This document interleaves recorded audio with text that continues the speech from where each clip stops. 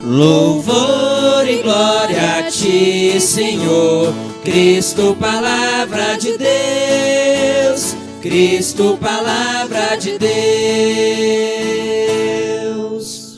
O homem não vive somente de pão, mas de toda a palavra da boca de Deus. Louvor e glória a ti, Senhor, Cristo, palavra de Deus, Cristo, palavra de Deus. O Senhor esteja convosco. Ele está no meio de nós. Proclamação do Evangelho de Jesus Cristo segundo Lucas. Glória a vós, Senhor. Naquele tempo, Jesus, cheio do Espírito Santo, voltou do Jordão. E no deserto, ele era guiado pelo Espírito. Ali foi tentado pelo diabo durante 40 dias. Não comeu nada naqueles dias. E depois disso, sentiu fome. O diabo disse então a Jesus: se és Filho de Deus, manda que esta pedra se mude em pão. Jesus respondeu: a Escritura diz, não só de pão vive o homem. O diabo levou Jesus para o alto, mostrou-lhe, por um instante, todos os reinos do mundo e lhe disse: eu te darei todo este poder e toda a sua glória, porque tudo isso foi entregue a mim, e posso dá-lo a quem eu quiser. Portanto, se te prostrares diante de mim em adoração, tudo isso será teu. Jesus respondeu: a Escritura diz, adorarás o Senhor teu Deus, e só a Ele servirás. Depois, o diabo levou Jesus a Jerusalém, colocou-o sobre a parte mais alta do templo e lhe disse: se és filho de Deus, atira-te daqui abaixo, porque a Escritura diz, Deus ordenará aos seus anjos ao teu respeito, que te guardem com cuidado. E mais ainda, eles te levarão nas mãos, para que não tropeces em alguma pedra. Jesus, porém, respondeu: a Escritura diz, não tentarás o Senhor teu Deus. Terminada a tentação, o diabo afastou-se de Jesus para retornar no tempo oportuno. Palavra da salvação. Glória a vós, Senhor. Louvor e glória a ti, Senhor, Cristo, palavra de Deus, Cristo, palavra de Deus. Sentados, inclinemos a nossa cabeça e num tempo de profundo silêncio rezemos, pedindo que o Espírito Santo venha em nosso auxílio e nos faça compreender tudo o que a Escritura hoje nos revela. Rezemos.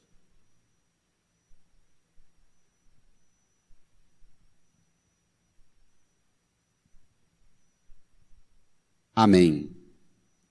Queridas irmãs e irmãos, nós começamos nesta semana, na quarta-feira, a nossa caminhada para a Páscoa. Só tem sentido a Quaresma se a Quaresma é vivida tendo como meta a celebração da Páscoa, na Semana Santa, que vai numa grandiosa celebração 50 dias depois até Pentecostes. 40 dias preparando a festa, 50 celebrando a festa. Esse é o sentido da Quaresma. Uma menina me perguntou quarta-feira porque o roxo. Cadê ela? Como é o nome dela? Estava aqui. Aí diz que o pai pôs para ela pesquisar na internet. Está ali, ao fundo. A igreja não canta o glória, não canta o aleluia, tira as flores, se veste numa cor que convida a gente a olhar para essa cor, que tem um tom de nostalgia, de recolhimento, porque neste tempo da quaresma, a palavra de Deus chama e conduz a gente a tomar consciência de forma profunda, segura da realidade de pecado que Cristo ajuda a nos superar pela escuta da palavra, pela penitência, pela oração, pelo jejum. A palavra de Deus está perto de ti, disse o apóstolo Paulo na segunda leitura. A palavra está perto de ti, está em tua boca e em teu coração. Essa palavra é a palavra da fé que nós pregamos. Se, pois, com tua boca confessares Jesus como Senhor, e no teu coração creres que Deus o ressuscitou dos mortos, serás salvo. A finalidade da quaresma é fazer-nos não só celebrar a Páscoa de Cristo, a Páscoa, a palavra significa passagem, mas a celebração da quaresma possibilita nos participar da passagem de Cristo. Sair da realidade de pecado para a realidade de vida e de graça. Bom lembrar que intensificamos nesse tempo da quaresma, durante a semana e no domingo durante as missas, tem sempre um de nós atendendo confissões. Padre Ademário está ali no corredor atendendo as confissões. Se você necessita, um bom modo de preparar para celebrar a Semana Santa é uma boa preparação e uma confissão que limpa a alma, a mente e o coração. Vamos ao Evangelho. Jesus, na quarta-feira passada, no Evangelho, chamou a gente a 3 atitudes, vividas de uma maneira nova, não como os hipócritas. Dar esmola no escondido, rezar no escondido e jejuar no escondido.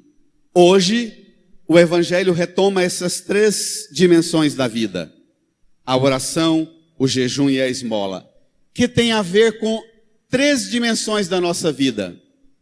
Nossa forma de relacionar com a gente mesmo, nossa forma de relacionar com o mundo e com as pessoas, e a nossa forma de relacionar com Deus. Vamos lá? Lucas capítulo 4, versículo 1 ao 13. Número 6 do seu folheto. Bem bonito, acompanhando toda a igreja. Naquele tempo, Jesus, cheio do Espírito Santo, voltou do Jordão e no deserto ele era guiado pelo Espírito. Espere lá. Jesus passou pelas águas do Jordão. Ao sair da água, o céu se abriu, o Espírito Santo desceu sobre ele em forma de pombo. Do céu veio uma voz que dizia: Tu és o meu filho amado, em ti ponho o meu bem-querer. Jesus recebe essa grande manifestação do Divino Pai Eterno, declarando o Filho amado, o Espírito Santo ungindo. E o Espírito Santo leva Jesus para o deserto. Para o deserto. Que recorda o povo que saiu das águas do Mar Vermelho, da primeira leitura, sai da escravidão do Egito, passa pelas águas do Mar Vermelho e entra no deserto para caminhar 40 anos. Para ser conduzido por Deus a uma terra que corre leite e mel. A primeira leitura termina com Moisés falando para o povo como é que o povo tem que assim que chegar na terra prometida, cada um conquistar a sua terra, plantar a sua lavoura, a sua roça, construir sua casa, a primeira colheita é para cada um pegar os primeiros frutos e apresentar na presença de Deus, dizendo: o Senhor nos conduziu para uma terra que corre leite e mel, está aqui o fruto dessa terra. Jesus sai das águas do Jordão, entra no deserto para nos conduzir a todos para o céu, o reino dos céus. Um lugar onde a gente não vai precisar nem de leite, nem de mel. Amém. Caminha conosco. No deserto. Deserto na Bíblia é o lugar onde cada um de nós, na solidão, experimentamos a nudez radical, onde se conhece a verdade mais profunda sobre si mesmo. Se recorde dos desertos pelos quais você passou, e se não foi a isso que você chegou, uma compreensão mais profunda de quem você é, não é? Toda a experiência de provação, de dificuldade na vida, de tribulação, você termina mais consciente sobre si. Quem eu sou? Quais são os meus limites? O que é que eu preciso tomar cuidado comigo mesmo? Que eu não sou capaz. E também o que é que eu sou capaz? O que me é possível? O deserto, portanto, é o lugar da tomada de consciência de si. Jesus recebeu a revelação: tu és meu filho amado, e vai para o deserto para preparar-se para sair do deserto e entrar no mundo, fundar a igreja e anunciar que o reino de Deus chegou. No deserto acontece uma coisa, vamos lá? Bacana aqui, cheio do Espírito Santo, ele sai do Jordão, e no deserto ele é guiado pelo Espírito Santo. Aqui é uma coisa importante. As suas experiências de sofrimento em sua vida, pergunte se você experimenta a presença do Espírito Santo. Isso é uma pergunta decisiva para quem crê. Se você sente o auxílio de Deus nas suas provações. A presença. Continua o texto. Ali foi tentado pelo diabo durante 40 dias. Não comeu nada naqueles dias, depois disso sentiu fome. O diabo disse então a Jesus: brada a igreja, se és o Filho de Deus, manda que essa pedra se mude em pão. Jesus respondeu: brada. A Escritura diz: não só de pão vive o homem. Jesus cita para o diabo a Escritura, Deuteronômio 8:3. A Escritura diz: não só de pão vive o homem, capeta, sai daqui. O que significa o demônio fazer essa proposta para Jesus? Significa o seguinte: que Jesus é Deus, verdadeiro Deus. Ele veio a este mundo verdadeiramente humano, pessoa humana. As duas naturezas em Jesus, habita plenamente nele. Ele é verdadeiro Deus e verdadeiro homem. O diabo está aproveitando da fome e das dificuldades que Jesus passa no deserto, no jejum, para tirar de Jesus a sua identidade. Todas as vezes que nós passamos por tribulação, por provação, quando alguém liga dizendo: olha, tal pessoa querida da gente morreu, ou o médico abre o exame e diz: infelizmente a gente vai ter que encaminhar algumas coisas delicadas. Qual é a primeira pergunta que a gente faz? A gente dá como bom goiano, a gente dá uma respirada bem doída e fala: por que Deus deixa-me passar por isso? A pergunta do diabo É uma pergunta, o Papa Bento XVI, no livro dele, Jesus de Nazaré, diz que esse diálogo do diabo com Jesus, de Jesus com o diabo no deserto, é o mais elevado debate e embate teológico que tem na Sagrada Escritura. Aqui são os elementos centrais da fé bíblica, que culmina, que tem como ápice a revelação do próprio Jesus como Filho de Deus. E o demônio quer exatamente tirar de Jesus a solidez dessa identidade.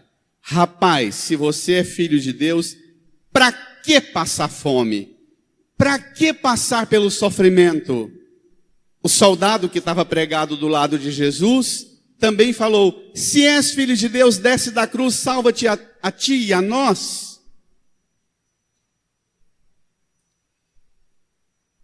Irmã, irmão, o batismo te dá a identidade, te devolve a identidade de filha e filho de Deus.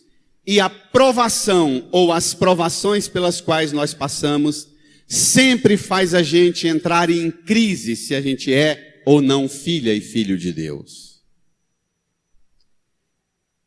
Jesus responde: não só de pão vive o homem. Os teólogos mais antigos da igreja falam que essa primeira tentação de transformar pedra em pão, ela é a tentação mais básica do lado animal nosso.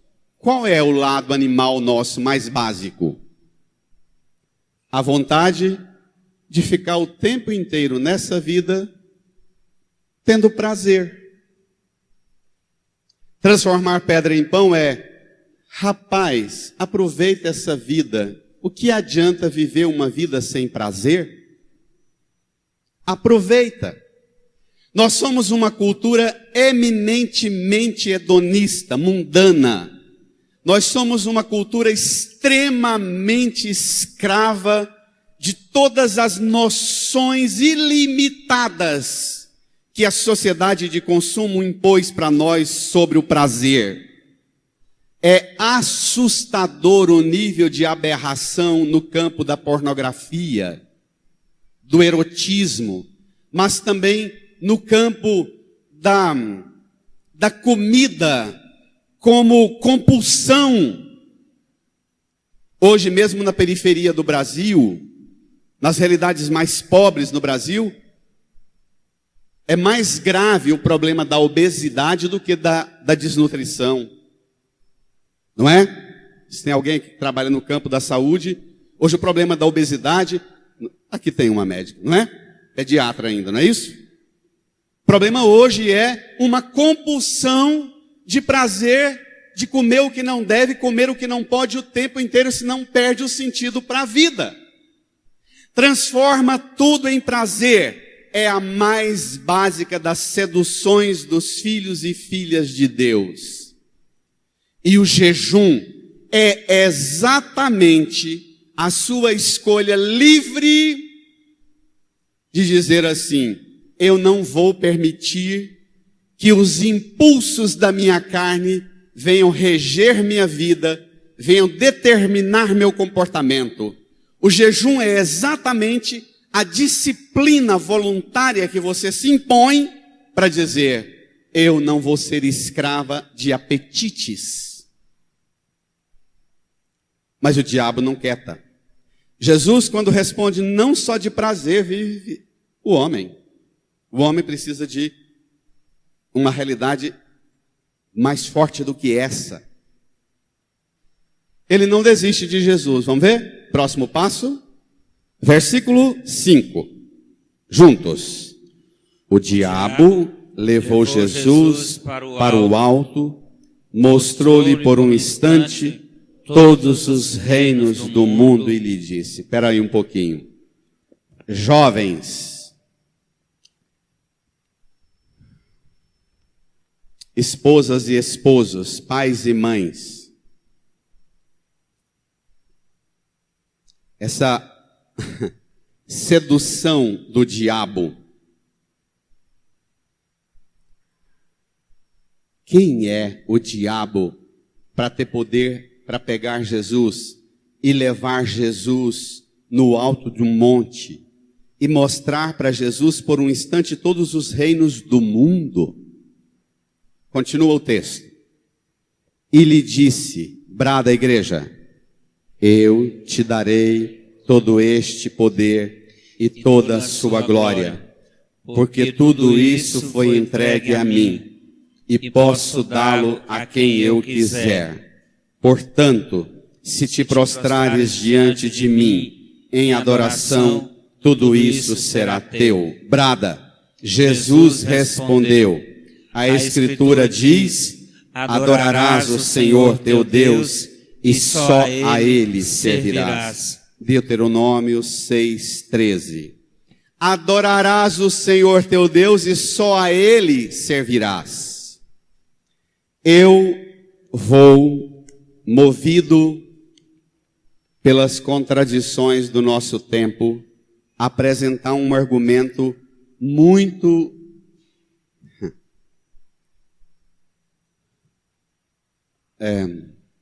difícil também para a igreja hoje. Quem é o diabo? O catecismo da igreja, inspirado na Bíblia e no conjunto dos escritos sagrados, diz que a realidade do pecado só se entende à luz da revelação divina. Para você compreender o que é o mal, só é possível ficar claro para você plenamente o que é o mal, se você se aproxima de Cristo, tem Cristo como fonte da graça.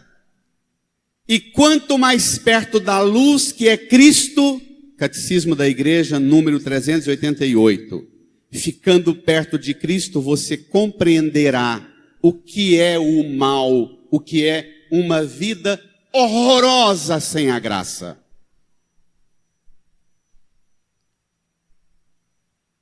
No número 391 do Catecismo da Igreja, fala da queda dos anjos.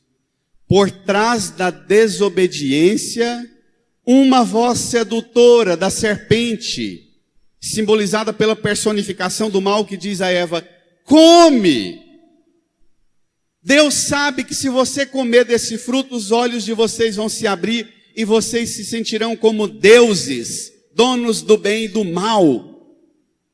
Essa voz da serpente é a voz de um anjo destronado, chamado Satanás ou Diabo. O diabo, pai da mentira. O diabo é, portanto, Papa Bento XVI, que escreveu esse artigo do Catecismo da Igreja. O diabo é um horror? É. Contudo, o poder de Satanás não é infinito. Ele não passa de uma criatura, número 395. Pai e mãe de criança, vô e vó, não ensine que o diabo é o Deus do mal, porque não existe outro Deus senão o único e Senhor Deus. O diabo não é um outro Deus ou o Deus do mal. Jesus é o Deusinho do bem e o diabo é o Deusinho do mal. Não, só existe um único Deus, não há deuses. Essa é a visão da Grécia, do mundo cananeu, do mundo persa, do mundo babilônico. O diabo não passa de uma criatura poderosa. Catecismo da Igreja 395. Poderosa pelo fato de ser puro espírito, mas sempre criatura, não é capaz de impedir a edificação do reino. Mas até aqui basta sobre o diabo, porque o texto não é para revelar o diabo, mas para revelar a autoridade de Cristo sobre o diabo. Eu falava com as catequistas, a gente meditava esse texto essa semana. A definição de Deus na Bíblia qual é? No monte, Moisés está lá diante da sarça e pergunta para Deus, você está me mandando descer da montanha e voltar a falar para o povo que o Senhor mandou dizer isso, isso, isso? Se me perguntarem quem é esse que falou isso para você, o que responderei? Deus fala para Moisés: diz ao povo que eu sou aquele que sou. Eu sou aquele que é. Só Deus é. Portanto, também diz o Papa Bento, o diabo é aquele que não é. Essa é a definição filosófica. Dizer que ele não é, não significa que ele não existe. Ele existe, mas ele é aquele que não é. Ele não é um Deus. Ele é um anjo, criatura que se rebelou e quis ser Deus. Ele não é Deus. Ele é aquele que não é. Ele não é Deus. Mas ele não sossega, leva Jesus no alto de um monte, mostra todos os reinos desse mundo e diz: todo este poder e toda a sua glória pertence a mim. Tudo foi dado a mim. Posso dá-lo a quem eu quiser. Quem que deu os reinos desse mundo para o diabo?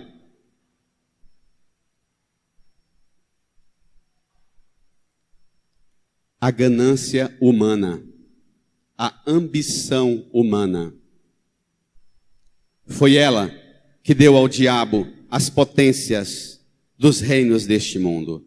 Mas eu vou usar uma expressão quase violenta para aplicar esse texto na sua vida. Sobretudo, eu tenho atendido quase todos os dias pessoas que têm trabalhado muito, lutado muito, persistido muito para conquistar os reinos desse mundo e sua glória, ainda que seja necessário. Segundo a lógica que cada um tem de necessário, porque isso também é relativo, não é? Pessoas que batalham e não conseguem e vêm atrás do padre dizendo: padre, que reza poderosa eu poderia fazer para que dê resultado e eu consiga conquistar o que eu sonho conquistar.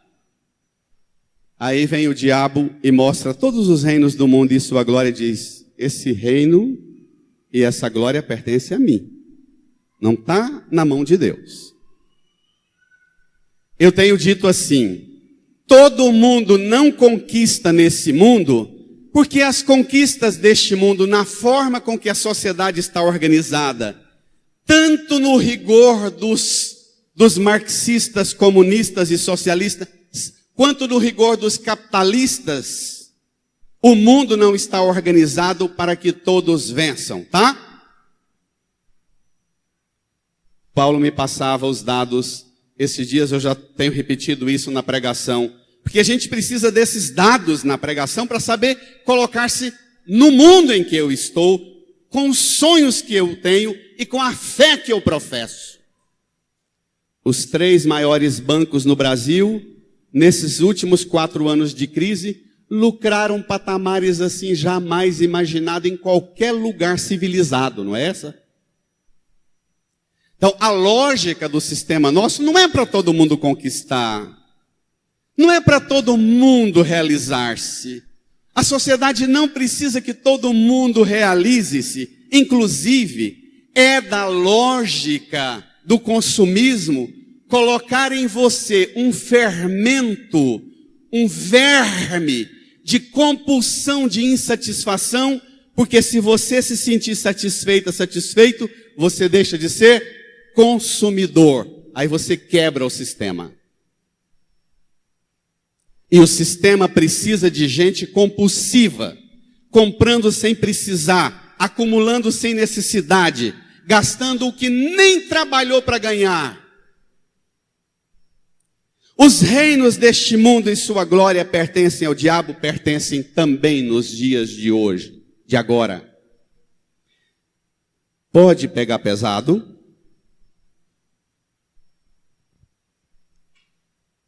Quando você vê essa cena, Jesus com fome, o diabo fala: deixa de ser besta, transforma a pedra em pão.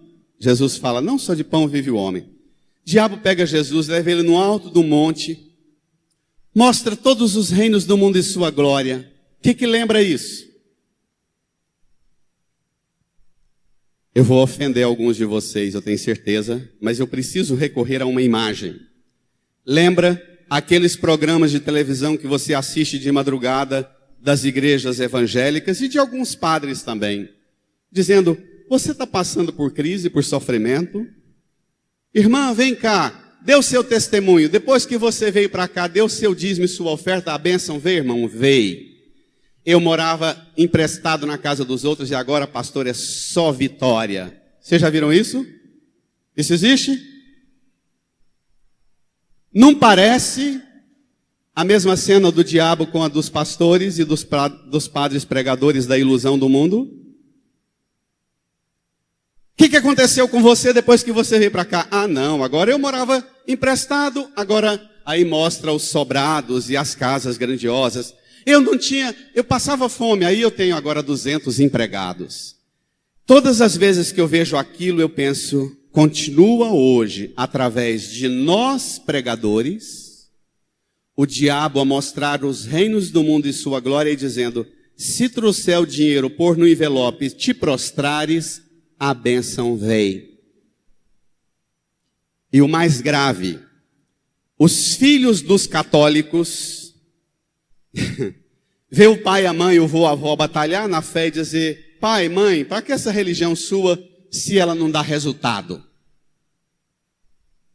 Porque essa religião do mercado, ela é uma religião de resultado, não é? De uma estratégia meramente mundana, em que você faz e o pastor é um empreendedor junto com você e ajuda você a ter resultado.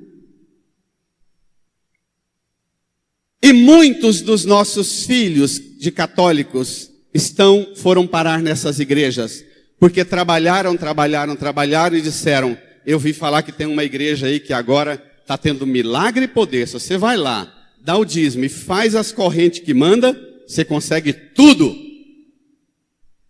Isso existe? Não?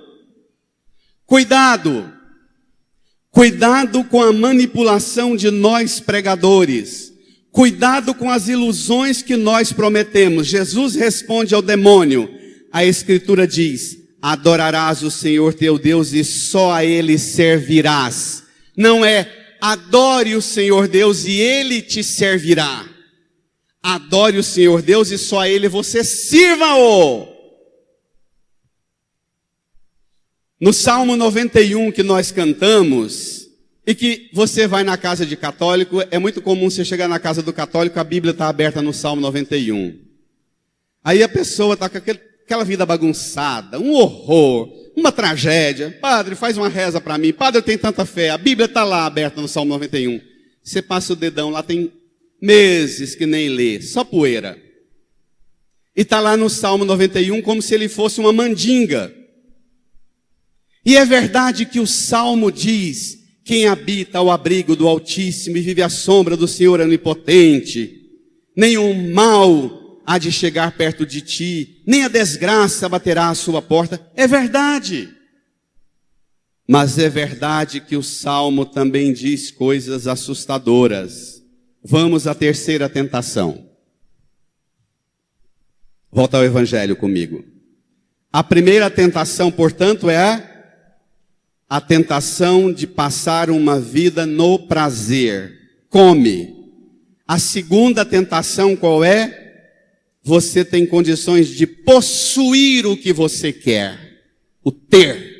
A terceira tentação, agora o diabo apela. E o diabo leva Jesus para onde? Para a igreja. Para fazer o que com Jesus? Para dar um curso de Bíblia. Vamos ver? Inclusive para ensinar o Salmo 91. Vamos lá? Versículo 9. Juntos. Depois o diabo levou Jesus a Jerusalém. Oh, uma peregrinação a Jerusalém. Com padre e pastor ensinando tudo sobre Jerusalém. Vai. Colocou sobre a parte mais alta do templo e lhe disse: se és filho de Deus, atira-te daqui abaixo. Porque a Escritura diz, olha o diabo citando a Bíblia, minha gente, presta atenção, de cor. A teu respeito, que te guardem com cuidado. E aí, para lá, E o diabo empolga, ele é um pregador empolgado. Veja, e mais ainda, isso é um recurso retórico de pregador, não é? O diabo falando, e mais ainda, citando o Salmo 91. Leia. Eles te levarão nas mãos para que não tropeces em alguma pedra. Jesus, porém, respondeu, brada a igreja. A Escritura diz, não tentarás o Senhor teu Deus. Que tentação é esta, a terceira? A tentação de uma religião poderosa, que eu faço tudo o que eu quero, que Deus, o Divino Pai Eterno, Nossa Senhora, São José, Nossa Senhora Perto do Socorro, Nossa Senhora Aparecida, me protege e não acontece nada comigo. É aquela tentação que você fala para o seu filho, filho, não corra, filho, não corra, filho, não corra. Ele corre. O dia que ele bate, você vai no hospital visitá-lo, ele olha para a mãe chorando e fala, mãe, por que você não rezou, mãe? Esse Deus seu não me protegeu, mãe. É essa fé, é essa religião alienada, irresponsável, inconsequente, de uma fé. Já que Deus me protege, eu posso me atirar lá de cima para cá, que os anjos vão proteger. Jesus diz, eu não vou tentar a Deus, como Deuteronômio 6,16 pede, não tentarás o Senhor teu Deus. Irmã, irmão, essa tentação do diabo, olhe só. A partir dessa cena, Papa Bento XVI, no livro dele, Jesus de Nazaré, a partir dessa cena no alto do templo, abre-se o olhar para a cruz. Olhe para a cruz. Jesus não se atirou da parte mais alta do templo. Ele não saltou para o abismo. Ele não tentou a Deus. Mas ele desceu ao abismo da morte, à noite do abandono, à exposição dos que nada valem. Ele ousou dar este salto como ato de amor a Deus para com o homem, para salvar o homem. É por isso, e por isso, ele sabia que neste salto, olhe para a cruz, neste salto do alto da cruz, em última instância, só podia cair nas boas mãos do Pai. Assim se manifesta o real sentido do Salmo 91. O direito àquela última e ilimitada confiança de que lá se fala. Quem segue a vontade de Deus sabe que nunca deixará de ter sua proteção ante todo e qualquer horror que se confronta. Sabe que o fundamento do mundo é o amor, e mesmo aí, onde ninguém pode, ou ninguém quer te ajudar, você pode confiar naquele que te ama. Olhe para a cruz. Jesus não salta do alto do templo, mas ele entende que nessa proposta do diabo, ele é capacitado e qualificado pelo Espírito Santo a ser levado no alto do Calvário e ainda ser colocado no alto da cruz. E lá do alto da cruz ele não pula, mas ele joga o sangue dele sobre todos quantos o aceitam como seu Senhor e Salvador. Jesus no alto da cruz, no alto do Calvário, faz cair sobre você aquela marca do seu sangue, que devolve para você a identidade que o pecado arrancou de você. Qual é a identidade? Filha, filho de Deus. É por isso que o diabo fala, se és filho de Deus. E Jesus diz na cruz, sim, eu sou filho amado do Pai, e não só eu, mas pelo meu sangue, todos quantos me aceitarem, eu devolverei a você o rosto limpo e purificado de filha e filho amado do Pai. Dê uma salva de palmas para ele, igreja. Brada, igreja. Brada, igreja.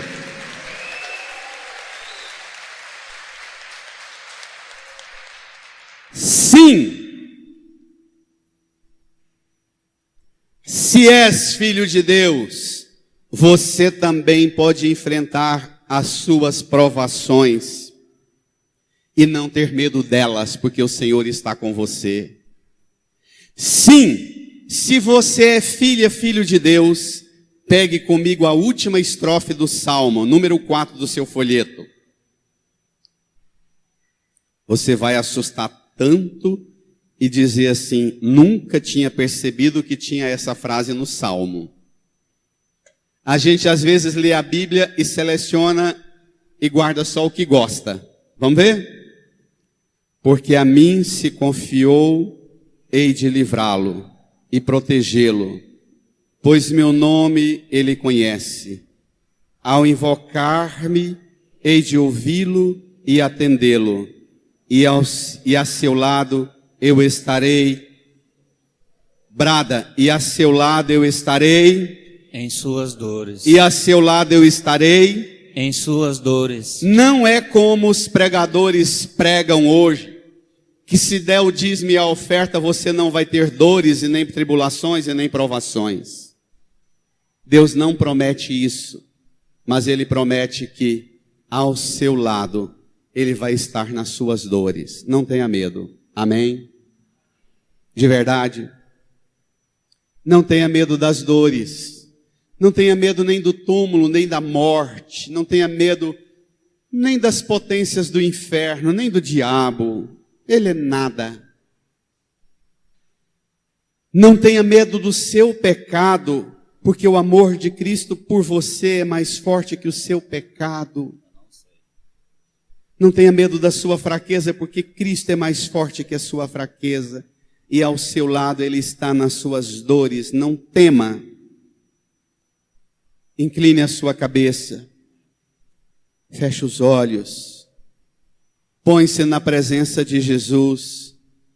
E diz a Ele que você não vai ser escravo do prazer, dos bens deste mundo e dos reinos deste mundo, das ambições dos reinos deste mundo, que você não vai ser escrava e escravo de uma religião que te faz aventureira e aventureiro irresponsável, numa vida inconsequente. Fale para Jesus que você aceita e confessa o nome dele como seu Senhor, seu Salvador. Dialogue com o Senhor. Renove com Ele a sua aliança. Diz a Ele o quanto você necessita dEle na sua vida para que você vença as suas tentações hoje. Fale com Jesus. Renove sua aliança com Jesus.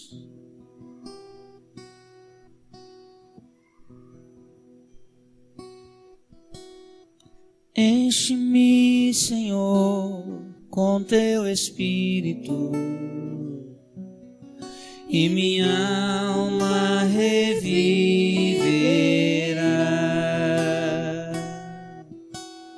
Enche-me, Senhor, com teu Espírito, e minha alma reviverá.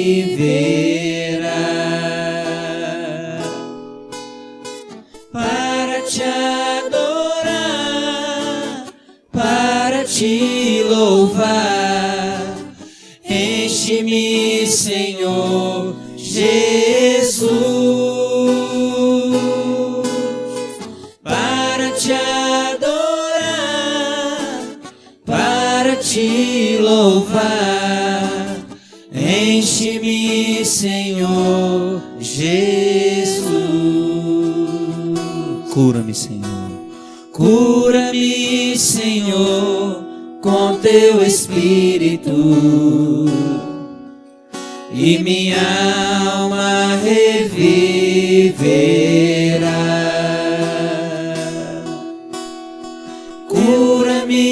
Senhor, com teu Espírito, e minha alma reviverá para te adorar, para te louvar. Cura-me, Senhor Jesus, para te adorar, para te louvar. Cura-me, Senhor Jesus. Restaura-me, Senhor. Restaura-me, Senhor, com teu Espírito, E minha alma. e minha alma reviverá. Restaura-me a identidade de filha, filho do Restaura-me, Senhor. Senhor. Restaura-me, Senhor, com teu Espírito, E minha alma reviverá. e minha alma reviverá. Alma de filha, filho que Deus ama. Alma de homem e mulher de Deus. Para te adorar, para te louvar. Restaura-me, Senhor Jesus. Fiquemos em pé para te adorar. Para te adorar, para te louvar. Restaura-me, Senhor. Jesus. Deixe o folheto no banco. Estenda as duas mãos aqui para a cruz de Jesus. Reze do seu jeito. Ou se você preferir, reze comigo. Jesus, Jesus, por seu sangue derramado na cruz, por seu sangue derramado na cruz, por tudo que o Senhor sofreu, por tudo que o Senhor sofreu, o Senhor restaurou o Senhor restaurou a minha dignidade a minha dignidade de filho de Deus. de filho de Deus. Eu estou aqui hoje Eu estou aqui hoje na alegria da fé, na alegria da fé, na gratidão da fé, na gratidão da fé, porque o Senhor me devolveu porque o Senhor me devolveu a graça de ser filho de ser Deus, filho de Deus, de conhecer esse amor de conhecer esse amor que vence o pecado, que vence o pecado, que vence o demônio, que vence o demônio, que vence a fraqueza. que vence a fraqueza. Obrigado, Jesus. Obrigado, Jesus. Eu renovo a minha aliança com o Senhor. Eu renovo a minha aliança com o Senhor. Eu creio no meu coração. Eu creio no meu coração. Eu confesso com os meus lábios. Eu confesso com os meus lábios. Jesus, meu Senhor, meu Senhor, meu Salvador, meu Salvador, em quem confio em quem confio e nada temo. e nada temo. Jesus, meu Senhor, meu Senhor, meu Salvador. meu Salvador. Põe a mão no seu coração e agradeça a Jesus por devolver a você, pelo sangue dele derramado, devolver a você a identidade de filha, de filho amado de Deus. Agradeça, ame-o, adore-o, dizendo a ele o quanto você o ama, quanto você é agradecido por tudo que ele sofreu por você, toda humilhação, toda dor, para te devolver essa identidade renovada de filha, filho amado. Obrigado, Senhor. Nós te louvamos, te glorificamos por tanto amor com que o Senhor nos ama. Obrigado, Senhor. Amém.